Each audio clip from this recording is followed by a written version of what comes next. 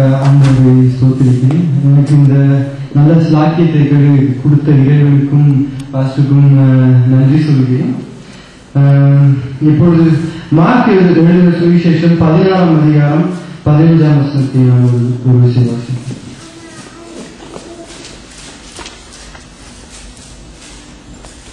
பின்பு அவர்களை நோக்கி, நீங்கள் உலகமெங்கும் போய் சர்வ சிருஷ்டிக்கும் சுவிசேஷத்தை பிரசங்கியுங்கள். நீங்கள் உலகமெங்கும் போய் சர்வ சிருஷ்டிக்கும் சுவிசேஷத்தை பிரசங்கியுங்கள். நான் இங்க ஒரு 3 வாரத்துல பாஸ்டர் கொடுத்த சொன்ன மெசேஜ் சில பாயிண்ட்ஸ் எழுதி வச்சிருந்தேன். அதுல இயேசு கிறிஸ்துவனுடைய போதனைகளை 6 தொகுப்பாக அவர் பிரித்து சொன்னார். அதுல 4 தொகுப்பு நான் எழுதி வைத்திருக்கிறேன். முதலாவதாக மனம் திரும்புங்கள், இரண்டாவது ஜலத்தினாலும் ஆவியினாலும் நாம் பிறக்க வேண்டும், மூன்றாவது உன்னை போல் பிறனையும் நேசி, கடைசி நீங்கள் உலகம் எங்கும் போய் சர்வ சிருஷ்டிக்கும் சுவிசேஷத்தை பிரசங்கியுங்கள். ஆகையால் இது நாம் கடைசி கட்டம், இது கடைசி காலத்தில் இருக்கிறோம். இது சுவிசேஷத்தை அறிவிக்க வேண்டிய காலம். இது இந்த வசனங்களை நாம் மனதில் வைத்து ஒரு நிமிடம் மனக்கண்களை திறந்து புறக்கண்களை மூடி நாம் தேவனை நோக்கி ஒரு ஜெபம் செய்வோம். ஆண்டவரை இந்த நாளர்களுக்காக ஸ்தோத்திரிக்கின்றே. ஆண்டவரே, இனி நான் தேசப்பா, ஆண்டவரை நீதாமே இந்த வசனங்களோட நீ பேசுவது விஷயம் தகப்பனே. ஆண்டவரே, இந்த வசனம் ஆண்டவரே ஒரு மனதில் போய் ஆழமாக பதியவும் ஒரு புதிய ஆரம்பத்தை தருகின்ற ஒரு வசனம், ஒரு வார்த்தை நேரமாக இது இருக்க ஆண்டவரே உங்கள் கிருபையை மன்றாடுகிறேன் தகப்பனே. ஆண்டவரே, இந்த வேலை ஆசீர்வதியும் வழிநடத்தும் எல்லா வார்த்தைகளையும் உங்களுடைய கரத்தில் நான் ஒப்படைக்கிறேன் தகப்பனே. இயேசுவின் ஜெபிக்கிறேன். முதலாவது சுவிசேஷத்தை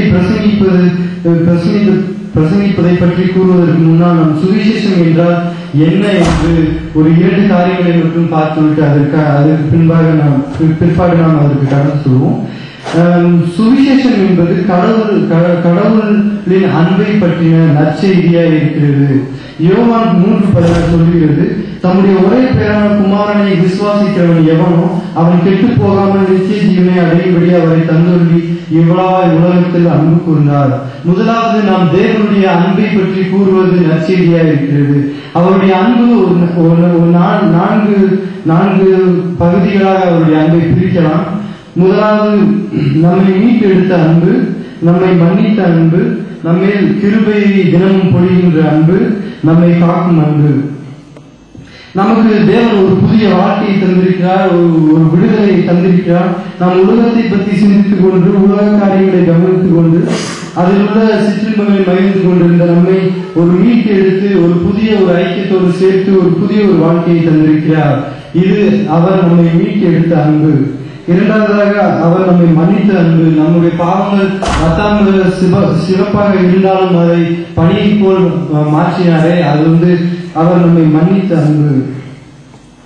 பின்பு அவர் கிருபையின் அன்பு என்னவென்றால் நம்முடைய திராணிக்கு அப்பாற்பட்ட இடத்திற்கு உயர்த்தி ஒரு குடும்பத்தையும் ஒரு ஸ்தானத்தையும் கொடுத்து நம்மளுக்கு ஒரு கூலியை கொடுத்து நாம் நிர்மூலமாகாமல் வைத்திருக்கிறாரே, இது அவருடைய கிருபை. அவர் நம்மளுக்கு சிலுவையில் மரித்தது அவர் செய்த மாபெரும் கிருபை. அவருடைய கிருபைக்கு அளவே இல்லை. அது தினம் காலைகளும் அது புதிதாக இருக்கிறது. பின்பு அவருடைய காக்கும் அன்பு. அவருடைய காக்கும் கரத்தால் நம்மை காத்து கொண்டு இவ்வளவு வருடங்களாக நம்முடைய செட்டைகளின் கீழே அடைக்கலமாய் வைத்திருக்கிறார். இது நம்மை காக்கும் அன்பு. நாம் நிர்மூலமாகாமல் வைத்திருக்கிறாரே, இது அது நம்மளை காக்கும் அன்பினால் தான். பொல்லாத பிரச்சனைகள் வியாதிகளிலிருந்து நம்மளுக்கு விடுதலை தந்து வச்சிருக்கிறாரே, அது நம்மளை காத்த அன்பு. அன்பு இந்த 4 பகுதிகளாக பார்த்தோம். பின்பு இது அன்பு, கிறிஸ்துவ அன்பை பற்றி கூறுவது சுவிசேஷம். அடுத்ததாக கிறிஸ்துவை பற்றி, கிறிஸ்து இந்த உலகில் வாழ்ந்த வாழ்க்கையை பற்றி சொல்வதும் சுவிசேஷம் தான். அவருடைய வாழ்க்கையை அவர் வாழ்க்கையை பற்றின நற்செய்தி ஒரு சுவிசேஷம். அவர் இந்த உலகத்தில் வாழும்போது பாவங்கள் இல்லாமல் வாழ்ந்து காட்டினார். அவருக்கு முன்போ அவருக்கு பின்போ யாருமே பாவங்கள் இல்லாமல் மனுஷனே கிடையாது. அவர் மட்டும்தான் இந்த பூலோகத்தில் இந்த பூலோகத்திலே வாழ்ந்து 33 வருடங்கள் வாழ்ந்து மறித்தவர். அவர் கடவுளுடைய பார்வைக்கு பாவம் இல்லாமல் இருந்தார் என்று வேதம் சொல்லுகிறது. மனுஷனுடைய பார்வைக்கு பாவம் இல்லாமல் இருக்கிறது லகு. அவர்களுக்கு முன்பால் நாம் ஒரு பாவம் இல்லாமல் இருந்து விடலாம். ஆனால் தேவனுடைய பார்வைக்கு பாவம் இல்லாமல் இருப்பது இயேசு மட்டும்தான் இந்த காரியத்தை சாதித்துள்ளார். அவர் பிறந்தது முதல் அவர் இறக்கும் வரை அவருடைய வாழ்க்கையில் பாவம் இல்லாமல் தேவனுக்கு முன்பாக அவர் இருந்து காட்டினார். பின்பு அவருடைய வல்லமை, முதலாவது அவருடைய வாழ்க்கை, பின்பு அவருடைய வல்லமையை நாம் பார்க்கின்றோம். அவர் குருடர்களை பார்வையை செய்தார், அவர் முடவர்களை நடக்க செய்தார், அவர் செவிடர்களை கேட்க செய்தார், அவர் மரித்தோரை அவர் தேவன் உயிர்த்தெழுந்து செய்தார். இது அவருடைய வல்லமை. பின்பு அவர் நமக்காக சிலுவையில் மரித்தார்.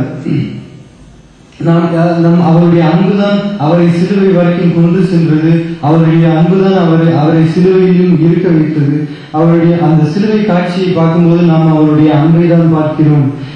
சிலர் சொல்லுவார்கள், அவர் வாழ்ந்திருக்கலாம், மரித்திருக்கலாம், ஆனால் அவர் மறுபடியும் உயிரோடு இருந்தது என்பதை நம்ப முடியாது என்று சொல்வார்கள். ஆனால் அவர் உயிரோடு எழுந்த தேவன். ஏனென்றால் அவர் உலகத்தின் சரித்திரத்தை இரண்டாக கிழித்தார். கிமு கிபி என்று இரண்டாக கிழித்தார். எத்தனையோ மகான்கள் வாழ்ந்தார்கள். புத்தா, ஹிட்லர், யாரையாவது இருந்தாங்க. ஆனா ஏன் இப்ப ஹிட்லருக்கு முன் ஹிட்லருக்கு பின்னு வைக்காம இயேசுக்கு முன் இயேசுக்கு பின்னு காலம் இரண்டாக கிழிக்கப்பட்டிருக்கிறது? ஏனால் அவர் உயிரோடு எழுந்த தேவனாக. இந்த சுவிசேஷம் இந்த முதலாவது கடவுளுடைய அன்பை பற்றி பார்த்தோம். பின்பு அவருடைய வல்லமைகளை பற்றி பார்த்தோம். இந்த இரண்டுமே ஒரு சுவிசேஷத்தின் முக்கிய பகுதி. இந்த சுவிசேஷம் ஒரு கற்றுக்கொண்டு இது ஒரு பாடமாக அதை கற்றுக்கொண்டு ஒரு சில நாட்கள் கழித்து மறப்பது கிடையாது. இந்த சுவிசேஷம் பாவத்திலிருந்து விடுதலை தருகின்ற சுவிசேஷம். இந்த சுவிசேஷம் இருதயங்களோடு பேசுகின்ற சுவிசேஷம். இந்த சுவிசேஷம் இருதயத்தை மாற்றுகின்ற சுவிசேஷம். இது ஒருவருக்கு புது வாழ்வை தருவதற்காகவே இந்த சுவிசேஷம் இருக்கிறது. இப்பொழுது நாம் சுவிசேஷத்தை அறிவித்தலை பற்றி நாம் பார்ப்போம். அதன் பின்பு மார்க் 16-14 வசனத்தை வாசிக்க.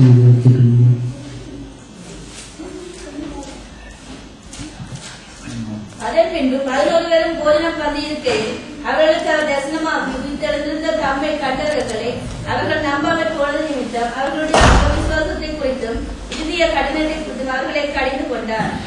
உயிர்த்தெழுந்த தம்மை கண்டவர்கள் அவர்கள் நம்பாமை போனது நிமித்தம் அவர்களுடைய அவிசுவாசத்தை குறித்தும் இருதய கடினத்தை குறித்தும் அவர் கடிந்து கொண்டார் என்று வேதம் சொல்கிறது. ஆங்கிலத்தில் he rebuked their unbelief and hardness and said, get up from the table and go to work. இப்படிதான் ஆங்கிலத்தில் அது சொல்லப்பட்டிருக்கு.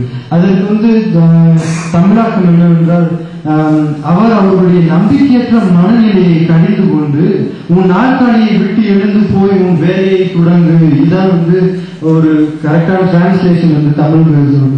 எழுந்து போய் உன் வேலையை தொடங்கு. 14 வசனத்தில் சொல்லுகிறது, அவர்கள் போஜன பந்தியில் இருக்கையில் என்று அந்த 14 வசனம் சொல்லுகிறது. அவர்கள் கடவுளை பார்த்தவர்கள் சொன்னார்கள், அதையும் அவர்கள் நம்பவில்லை. அவர்கள் உட்கார்ந்து போஜனம் பண்ணி கொண்டிருக்கிறார்கள். அவர்கள் இப்பொழுது இந்த சுவிசேஷ அவர்களை பார்த்து உன் இருக்கையை விட்டு எழுந்து போ என்று இயேசு கிறிஸ்து கட்டளையிடுவதை நாம் பார்க்கிறோம். இந்த சுவிசேஷத்தை நாம் யாருக்கு பிரசங்கிக்க வேண்டும் என்று மத்திய 24:14 எழுதப்பட்டிருக்கிறது. ராஜ்யத்தினுடைய இந்த சுவிசேஷம் பூலோகமெங்கும் உள்ள சகல ஜாதியாருக்கும் பிரசங்கிக்கப்படும் என்று அந்த வசனம் சொல்லுகிறது. பூலோகம் உள்ள சகல ஜாதியாருக்கும் பிரசங்கிக்கப்பட வேண்டுமா இந்த சுவிசேஷம்? கடவுள் ஒரு உயர்ந்த அழைப்பிற்கு நம்மளை அழைத்துள்ளார். அவர் உங்களையும் பூலோகமெங்கும் போய் பிரசங்கிப்பதற்காக நம்மளை அழைத்துள்ளார். இது சாதாரணமான அழைப்பு இல்லை, இது மேன்மையான அழைப்பு. கர்த்தர் நமக்கு கொடுத்த மேன்மையான அழைப்பு.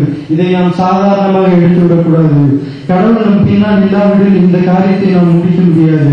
இந்த ஆண்டு நம்மளுக்கு அறுவடையின் ஆண்டு என்று தீர்க்க தரிசனம் வந்தது. அதை நாம் எப்படி நிறைவேற்றுவது? முதலாவதாக அதை நாம் முழுமையாக நம்ப வேண்டும். பின்பு அதற்காக நாம் பிரயாசப்பட வேண்டும். இது அறுவடையின் காலம். இது நம் தேவன் தேசங்களை தன் வருகைக்காக தயார் செய்து கொண்டிருக்கிற காலம். இது நாம் போஜனம் செய்து கொண்டிருக்கும் காலம் அல்ல, இது நாம் தூங்குகின்ற காலம் அல்ல, இது உலகத்தோடு ஒட்டி கொண்டிருக்கின்ற காலம்.